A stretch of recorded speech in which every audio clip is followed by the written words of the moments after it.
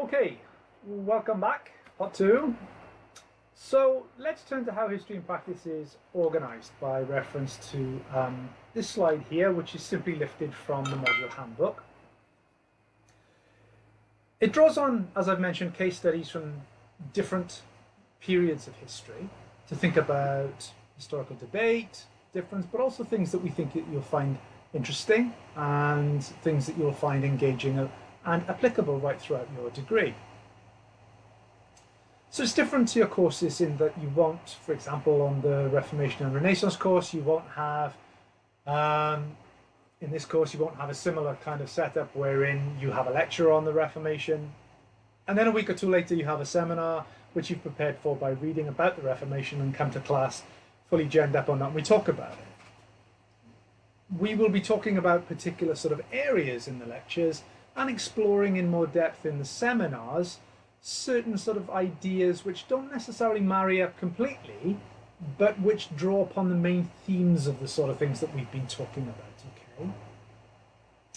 So it's very fruitful, it's very enriching, I think, to have lots of different types of period represented on these courses, and it's organized through what you can see here, weekly lectures. In the old days, in the before times, of course, these would be in person with hundreds of you in a lecture theatre. That is impracticable at the moment. So what we are doing is releasing these lectures probably every Monday, okay? It's probably going to be on the week beginning, as you see here. These should be popping up as being available in Learning Central. You need to look and you need to watch the lectures. You need to take notes on the lectures, okay? So the introduction one is this one, okay? By the 11th of October, periodization in history writing will be out. By the 18th, the lecture on people in history, which subjects do you look at, and so on, all right? So you should be looking at the lecture, taking notes on the lecture, but also notice that there are things called seminars that will be coming on every week, beginning in week 2. Notice there is one that you will need to prepare for, all right? In addition, not indicated on here, we'll also be making available a lecture slot at 10 AM on Thursdays. That will probably be something like a Zoom meeting with that week's lecturer. So it'll be me in the first week, maybe Nikki in week 3 and so on. Being made available that you can drop in and you can send questions or ask questions about the subject area. That can be in the chat. You don't have to sort of talk in front of the whole cohort or anything like that, but you'll be able to get guidance and generally be better informed about the topics which are under review in the lecture that week. So you can see that the contents here is divided up into the teaching program, the lecture, and the seminar outlines here.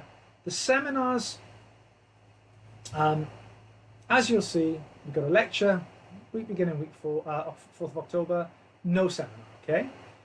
Also notice no virtual learning environment test. Week 2, week beginning the 11th of October. Is there a seminar?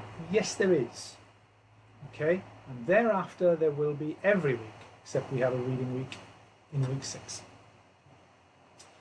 So seminars are small group teaching, okay?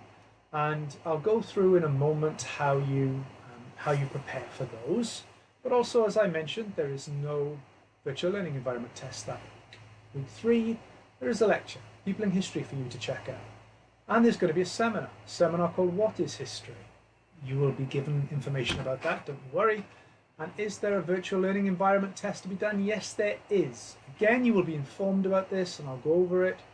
But be aware that on Monday at 12, you will have a VLE test available and you will need to do that VLE test and complete it 100% by 12 on that Friday of week 3. Next week, there's a lecture on Nations and Beyond, and there is a seminar, Historical Subjects and Silences. Is there a VLE test? No, there's not. Okay, and so on. Excuse me. So for the first seminar, the introduction, essentially what you need to have done is to have watched this lecture, watched the one on guidance, watched the one on a guide to assessment, and also to have read the first dozen or so pages of the handbook. That's all you need to do for that first seminar. Okay? So it's sort of not too onerous for that first week.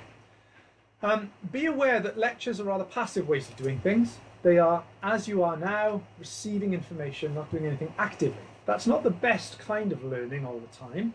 Seminars are really significant in your learning, all right? Really important ways of doing things. Seminar is a way of getting people together physically in a room, yay, where numbers are smaller. Small group teaching than a lecture would be. So there are large numbers on this course, perhaps over 200. We're going to break you down into classes of perhaps 15 or so, and you will need to prepare for that seminar. You will need to have done reading for that seminar. Not for the first one, apart from the handbook, but you will, for example, for what is history. You'll come to the seminar class prepared, and there will be someone like myself, a tutor, and that tutor will expect you to have read and prepared for that seminar. They'll say, well, did you read, what you've read, Carl, what did you make of it? What does he mean by this? Did you have a different opinion? Did you see any problems? Did you understand X? Did you not understand Y? And so on.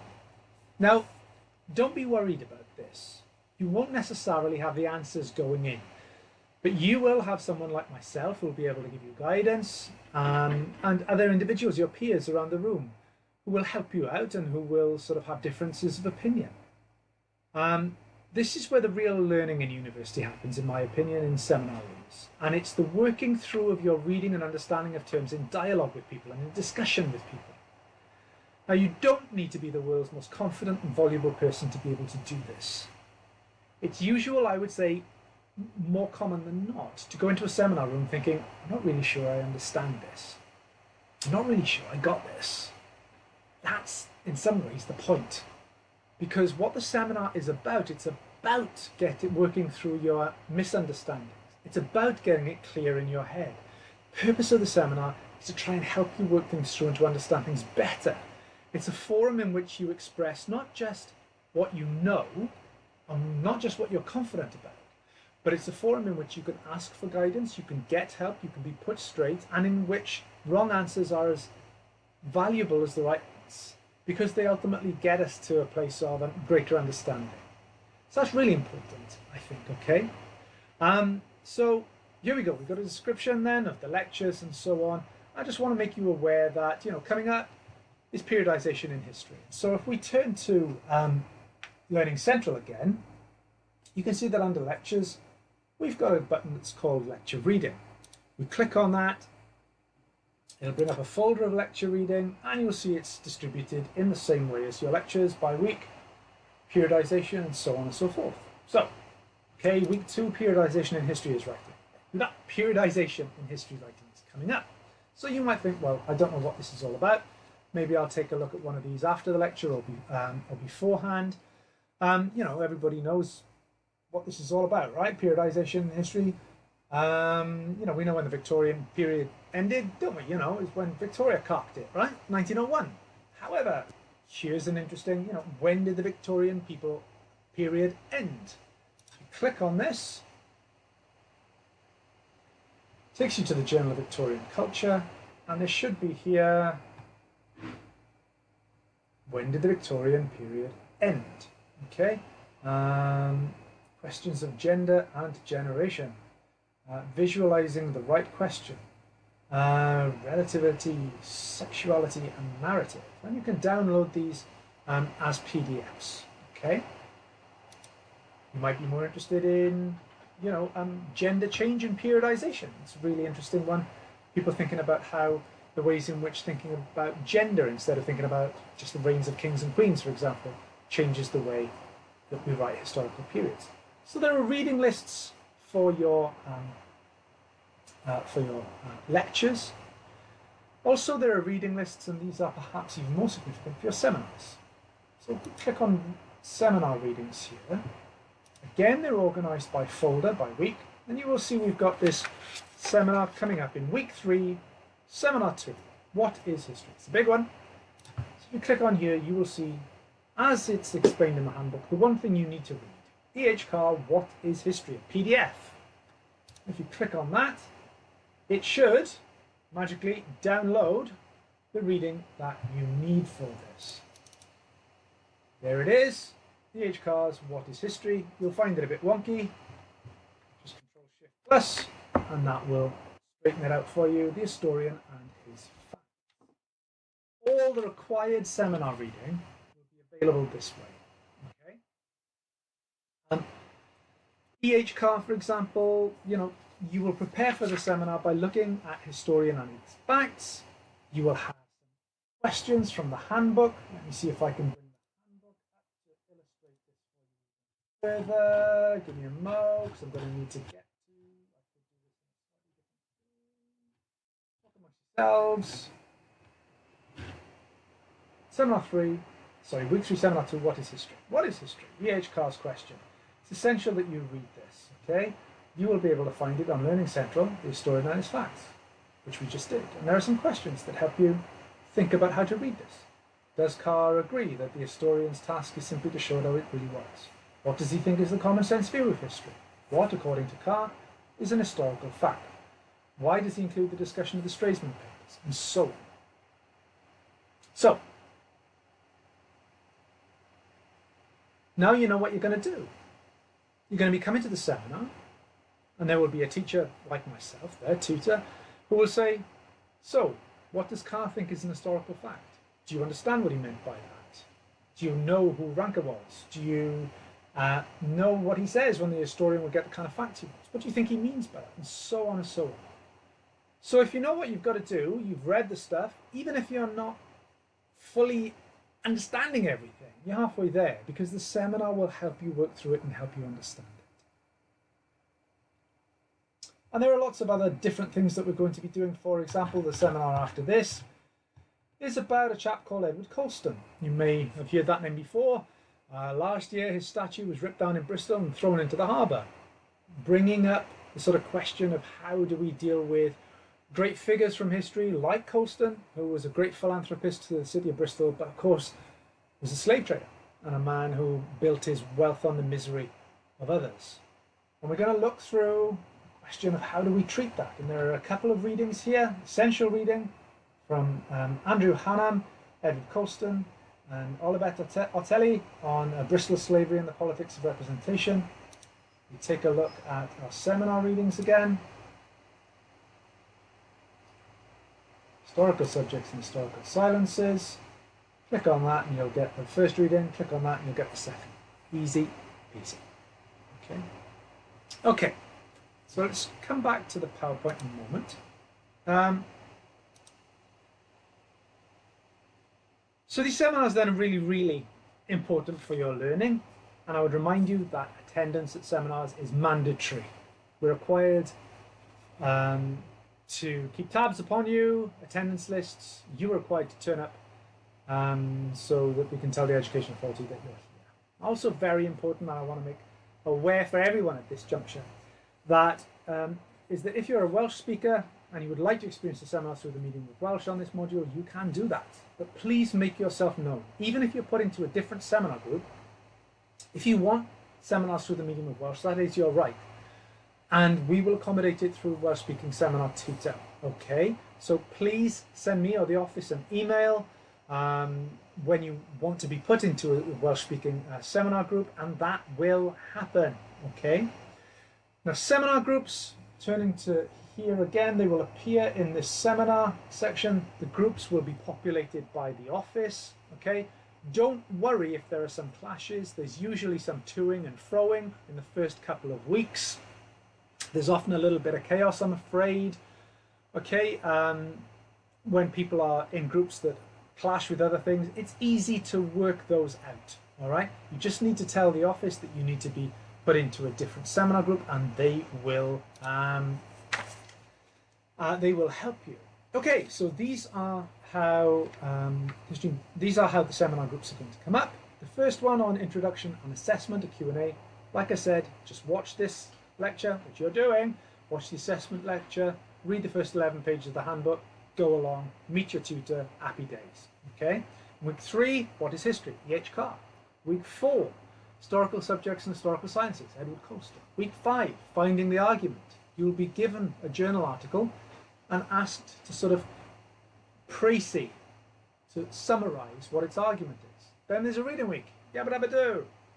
Okay? No lecture. No seminar. Week 7, making an argument. Again, you will be given a piece of reading by your tutor and be asked to pick it apart somewhat. Historiographical interventions. How do people make interventions in historical debates? Sources. A woman giving birth to rabbits in 18th century England. Who doesn't like that? Okay? Academic and popular histories, we'll be looking at the treatment of Dunkirk, and then a practical session on writing the essay, which is the assessment at the end of the module. Okay? That's a whistle-stop tour around the seminars and how they're going to be organised. All of this is detailed in the handbook. So just underline then, the handbook's really important. A huge amount of information contained in there. You're not expected to sit down and start at the start and read it through to the end. But do take a look at the first 11 pages. Do take a look at the assessment bit of it as well. Do take a look at what you've expected to do. Download it, get it on your laptop, get it on your tablet. Okay? I've mentioned assessment. There's a whole separate, wonderful extravaganza on assessment that I've recorded and that you need to watch. Just for you to be aware, there are 4 virtual learning environment tests. They're indicated on the handbook timetable. They're worth 40%. There's one essay, it's called, but essentially it's an abstract of only 250 words that you need to submit to your tutor in week 5. And the big sort of assessment is an essay at the end of the course, which is worth 60%.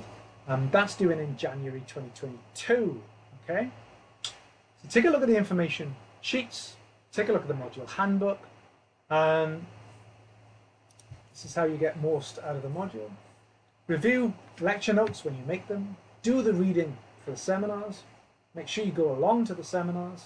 Review your seminar notes afterwards. Take a look on Learning Central for writing guides. If you need to contact your tutor, take a look at when their office hours are and drop them an email. Okay? What you need to do then, right now, go and read the handbook, pages 1 to 11. Right now, make sure that you've had a look at the guidance for assessment lecture. Then, just make sure you've kind of got a seminar group coming up, at least by week 2. There aren't any seminars in the first week. So that's your introduction to history and practice, okay? I think it's a very good module. I think it's a very good module for helping you on your other history modules too. I think it's good for more generally thinking about the way in which you can find the past stimulating, not just for the periods and the stuff in which you're, you know from A level, but also for thinking about, well, how can I become critically engaged with and thinking about pre-modern stuff?